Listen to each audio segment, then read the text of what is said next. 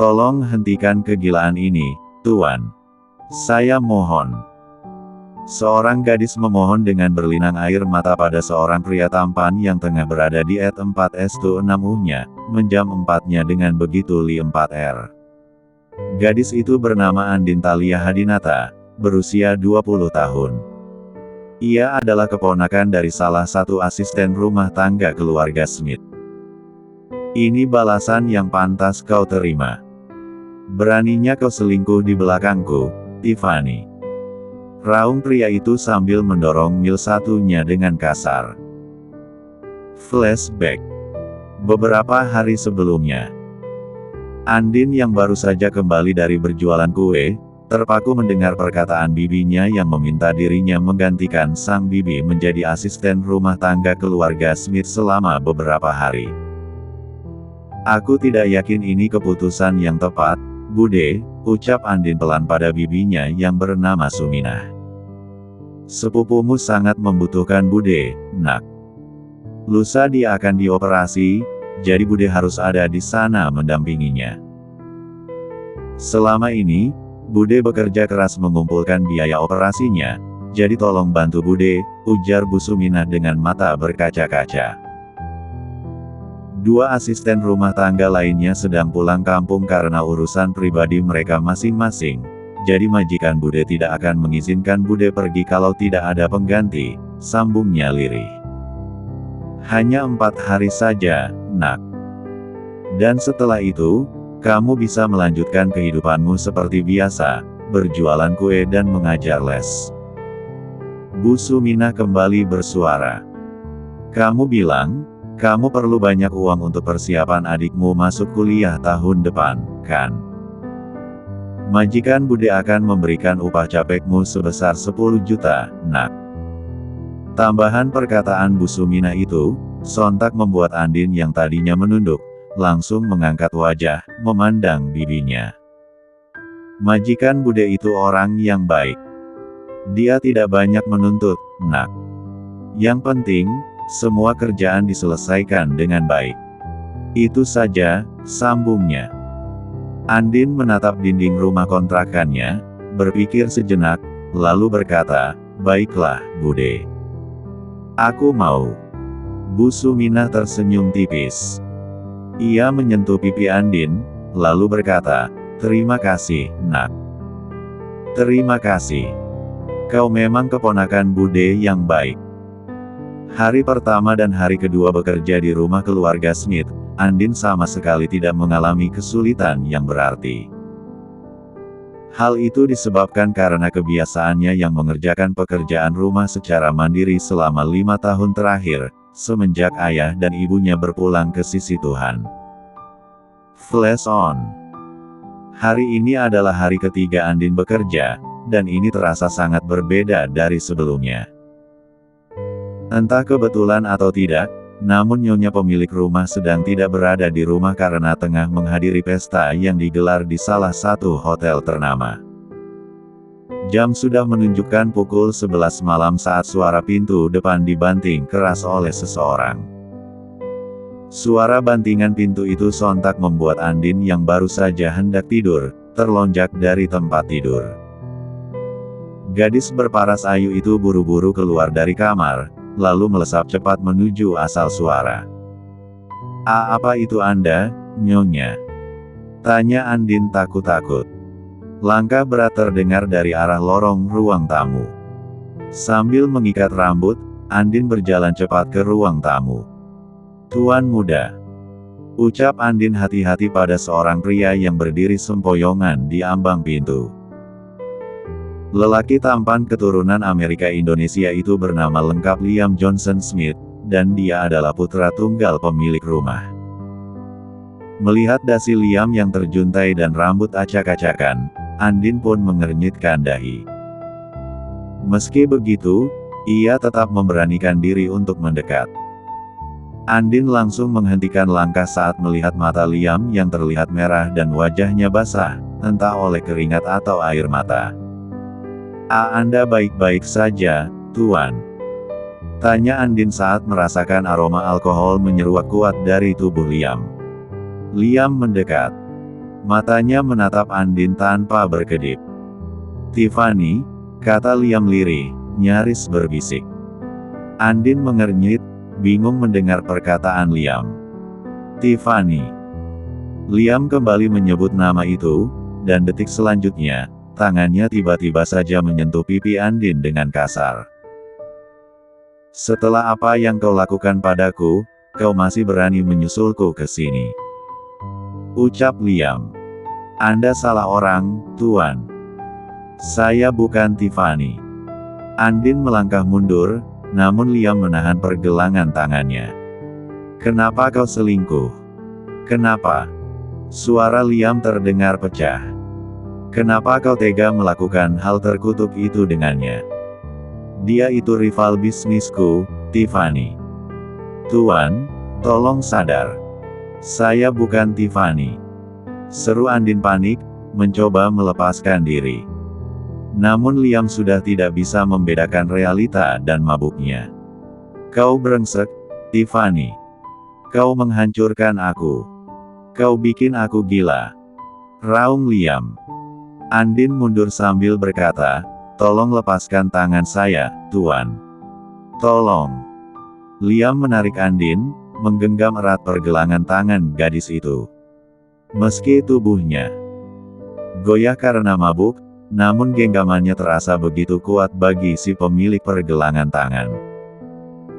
"Karena kau sudah menyakitiku, maka kau juga harus tahu rasanya bagaimana rasanya disakiti," bentak Liam seraya menyeret Andin ke kamarnya yang berada di lantai 2. Andin menjerit histeris, "Lepaskan saya, Tuan.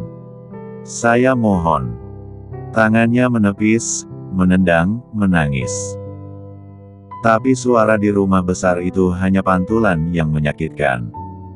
"Aku benci kau, Tiffany, tapi aku juga cinta padamu. Aku tidak bisa lepas darimu," racau Liam di sela-sela merolbek pakaian Andin. "Tuan, saya mohon. Saya bukan Tiffany." Andin meronta dengan suara parau. Namun Liam yang sudah larut dalam delusi dan kemabukan, tidak mempedulikan. 1 jam kemudian, ibunda Liam yang bernama Padmasari kembali. Meski tubuhnya merasa letih sehabis mengikuti pesta, namun ia tak lantas langsung menuju kamar utama. Nyonya Padmasari berdiri di depan kamar Liam, menyentuh gagang, lalu membuka pintu. "Astaga, jadi dia pulang dalam keadaan mabuk," ucap Nyonya Padmasari saat mencium bau alkohol yang terasa begitu pekat di dalam kamar sang putra. Selanjutnya, ia melayangkan pandangan ke sekitar lantai. "Kenapa pakaian Liam ada di lantai?" gumam Nyonya Padmasari. "Ya, Tuhan," jeritnya histeris dalam hati saat melihat celana dalam milik Liam yang ada di antara pakaian yang berserakan. "Jangan bilang dia." Nyonya Padmasari langsung mendelikkan mata saat di pikirannya terlintas sosok Andin. Gegas, wanita parubaya itu pun keluar kamar dan menuju ruang belakang. Manik matanya kembali membulat saat menemukan Andin duduk di lantai kamar sambil menangis pilu. Melihat pakaian Andin yang robek, Nyonya Padmasari pun semakin merasa yakin dengan tebakannya. Dengan wajah yang dipenuhi rasa iba dan juga bersalah, ibunda Liam itu pun menghampiri Andin. "Maafkan putra saya, Andin. Maafkan dia," ucap Nyonya Padmasari lirih sambil memeluk Andin. Andin tak menjawab, namun tangisan yang terdengar semakin pilu dan lirih, sukses membuat Nyonya Padmasari meneteskan air mata. Keesokan hari, Liam membuka mata perlahan. Ia mengerjap, bangkit dan duduk bersandar di kepala ranjang, lalu memegangi kepalanya. "Kepalaku. Ucapnya pelan sambil menyentuh sisi kepalanya. Tiba-tiba, pintu kamar dibuka secara kasar dari luar. "Teganya kau melakukan perbuatan terkutuk itu, Liam. Kau ini manusia atau apa, ha?" teriak Nyonya Padmasari berang dari ambang pintu. Liam perlahan bangkit dari pembaringan, duduk dengan raut enggan sambil memijat pelipisnya. Kenapa Mama teriak-teriak seperti ini? Memangnya salahku apa? Tanya Liam, tak terima dengan hardikan ibunya. Kau bertanya salahmu apa? Kau merenggut kesucian anak orang, Liam. Suara Bu Padmasari menggelegar, menahan gejolak di dadanya. Andin adalah keponakan Sum. Dia anak baik-baik. Dan dia kerja di sini hanya sementara. Sambungnya masih dengan nada suara yang sama. Liam menurunkan pandangan, memandang tubuhnya yang berbalut selimut. Apa aku benar-benar melakukan hal seperti yang Mama tuduhkan barusan? Apa aku benar-benar memperiksa pembantu itu? Gumam Liam. Wajahnya perlahan berubah menjadi kalut. Detik berikutnya, ia mengangkat ujung selimut, mengintip ke dalam. Manik matanya membulat sempurna tatkala melihat tubuhnya tanpa sehelai benang pun. Ini cuma salah paham, Ma. Aku salah paham. Sela Nyonya Padmasari tajam.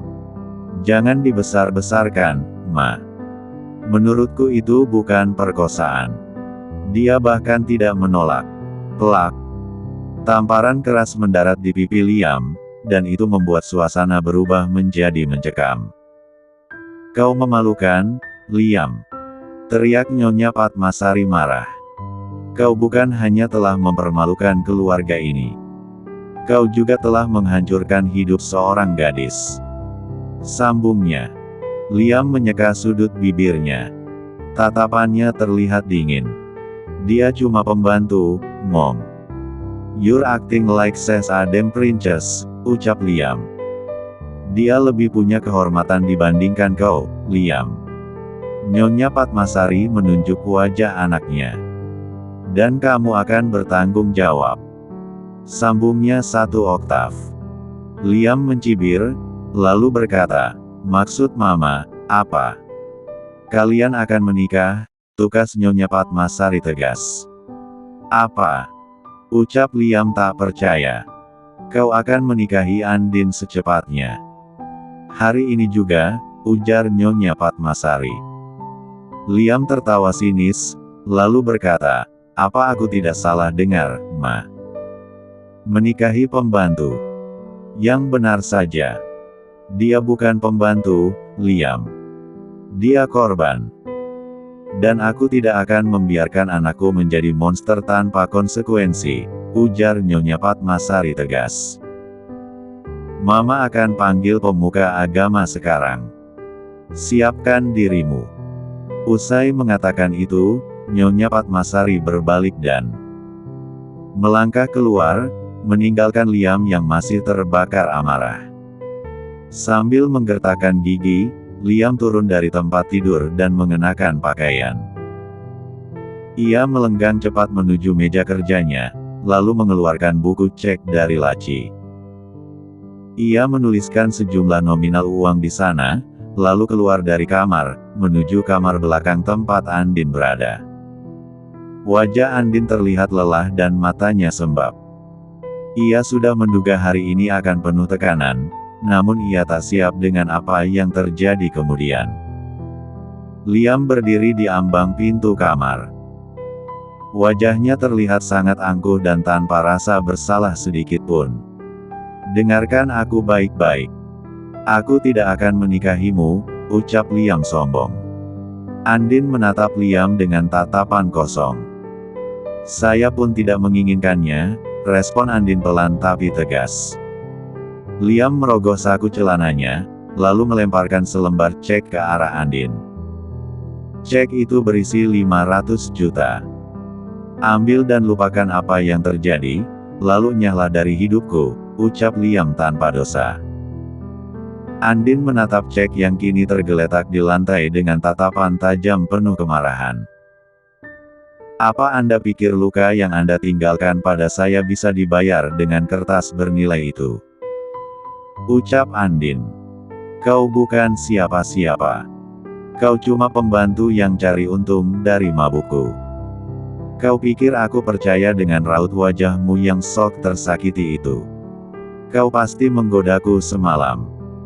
Dasar wanita licik, ucap Liam, suaranya dipenuhi kebencian. Andin tersenyum getir. Sambil menunduk, ia pun berjalan menghampiri cek. Selanjutnya, ia memungut cek itu lalu merobeknya jadi 2 bagian. Meski Anda memberikan segunung uang kepada saya, tapi itu tidak akan pernah bisa menebus dosa Anda terhadap saya. Bersiaplah mendapatkan karmamu, Tuan Liam yang terhormat. Usai mengatakan itu, Andin pun melangkah pergi tanpa menoleh. Di jalanan, Andin berlari sambil meneteskan air mata. Langkah kakinya tampak tak tentu arah. Setiap tetes air mata yang keluar dari sudut matanya, seakan mencuci aib yang menempel di tubuhnya, tapi tidak di hati dan di jiwanya. Kenapa ini harus terjadi padaku, Tuhan? Aku cuma ingin mendapatkan tambahan biaya untuk kuliah adikku, tapi kenapa niatku itu harus dibayar dengan luka seperti ini?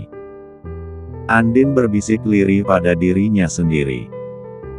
Bersamaan dengan itu, ponsel Andin berdering, dan nama, Bude Suminah, tertera di layar. Andin memutuskan untuk mengabaikan panggilan telepon tersebut karena ia tak sanggup menjelaskan. Ia tak ingin siapapun tahu apa yang terjadi padanya di rumah keluarga Smith. 2 jam kemudian, Nyonya Padmasari kembali ke rumah bersama pemuka agama, 1 orang saksi pernikahan, dan beberapa orang dari pihak wedding organizer. Wajahnya sedikit sumringah, meski kekhawatiran masih menyelimuti. Siapkan semuanya. Calon pengantin wanita ada di kamar ruangan belakang, dan calon pengantin pria ada di kamar atas.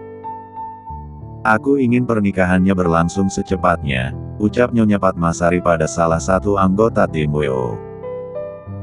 Baik, Nyonya, respon perwakilan tim WO tersebut.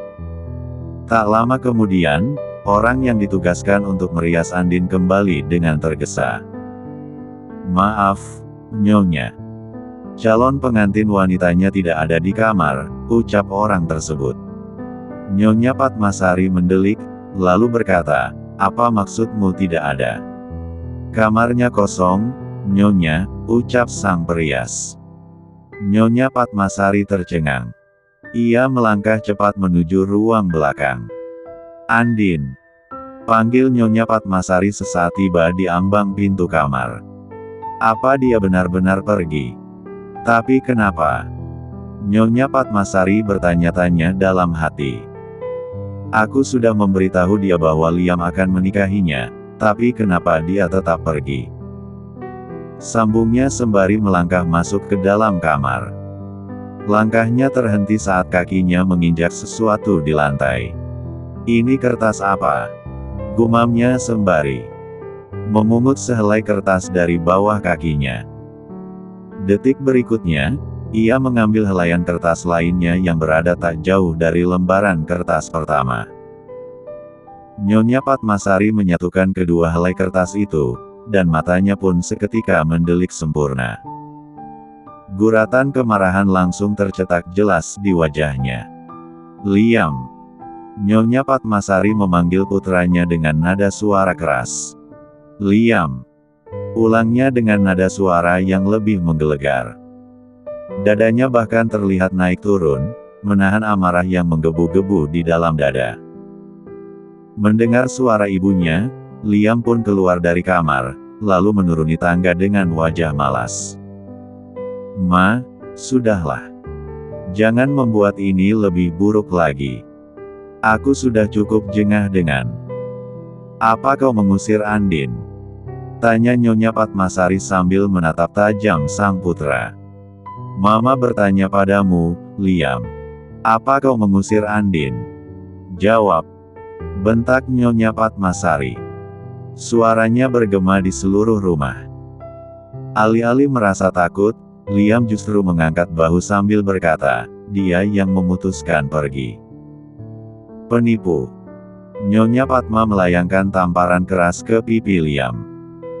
Liam menyentuh pipinya, matanya membelalak tak percaya dengan apa yang barusan ibunya lakukan. "Sudah cukup, Ma," seru Liam, tak terima dengan tamparan ibunya. "Mama lebih memilih gadis kampung itu daripada aku. I am your son, Mom," sambungnya masih dengan suara tinggi yang sama. "Ini bukan soal siapa yang kupilih, Liam," ucap Nyonya Padmasari dingin. "Ini soal siapa yang masih punya hati nurani," sambungnya. Liam menggeram. Ia memalingkan wajah. Detik selanjutnya, ia pun berkata, "Aku tidak tahan lagi di rumah ini." Usai mengatakan itu, ia berlari menuju anak tangga. Tak lama kemudian, Liam kembali dengan tangan kanan yang menggenggam remote mobil. "Kau mau kemana, Liam?" Mama belum selesai bicara. Teriak Nyonya Padmasari seraya mengejar putranya yang berjalan melewatinya. "Berhenti, Liam," sambungnya memerintah, namun Liam sama sekali tidak menggubris. Anak itu benar-benar keterlaluan. Tukas Nyonya Padmasari kesal. Di tempat lain, langit di stasiun kereta api tampak muram. Awan menggantung berat, seperti hati Andin yang nyaris meledak oleh beban yang tak tertahankan. Satu koper besar di tangan kanan, dan tas gendong di punggungnya menjadi saksi bisu bahwa ia tak lagi punya tujuan pasti, kecuali satu, yakni melupakan semuanya, dan mulai hidup baru. "Sebenarnya kita mau kemana, Kak? Kenapa dadakan kayak gini?" tanya adik perempuan Andin yang bernama Yasmin. "Aku juga tidak tahu harus kemana, Dek. Tapi yang jelas, kita harus pergi jauh dari kota yang jahat ini," ucap Andin lirih sembari duduk di bangku panjang pinggir peron. "Tapi gimana sekolahku, Kak? Aku sudah kelas 3 SMA, dan bentar lagi aku akan ujian nasional," tutur Yasmin. "Kita pikirin itu nanti, Dek. Pokoknya, aku tidak mau lagi tinggal di sini. Kalau kau sayang padaku, kau harus nurut," ucap Andin sedikit memaksa. Yasmin menatap wajah kakaknya yang terlihat sangat jauh berbeda dari sebelumnya. Ia tahu, kakaknya itu pasti sedang menyembunyikan sebuah rahasia yang besar yang menyedihkan. "Ya Tuhan, sebenarnya apa yang terjadi pada Kak Andin?" gumam Yasmin, bertanya-tanya dalam hati.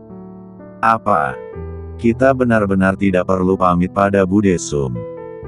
Aku yakin Bude pasti akan mencemaskan kita nanti, Kak," ujar Yasmin pada Andin. "Kita tidak punya waktu untuk itu, Dek," jawab Andin pelan. Yasmin mendekat pada Andin, meremas lembut bahu sang kakak sambil berkata, "Aku tidak tahu apa yang kakak sembunyikan dariku. Tapi aku ingin kakak tahu, aku akan selalu dukung kakak. Aku akan selalu ada buat kakak. Makasih, Dek. Makasih." Andin menyentuh punggung tangan Yasmin, lalu memberikan remasan lembut di bagian itu. Saat menunggu kedatangan kereta api, mata Andin tiba-tiba saja menangkap sosok seorang nenek tua yang duduk bersandar di tiang. Nenek itu mengenakan daster batik dan wajahnya terlihat pucat. Matanya kosong, sementara tangannya memegangi perutnya.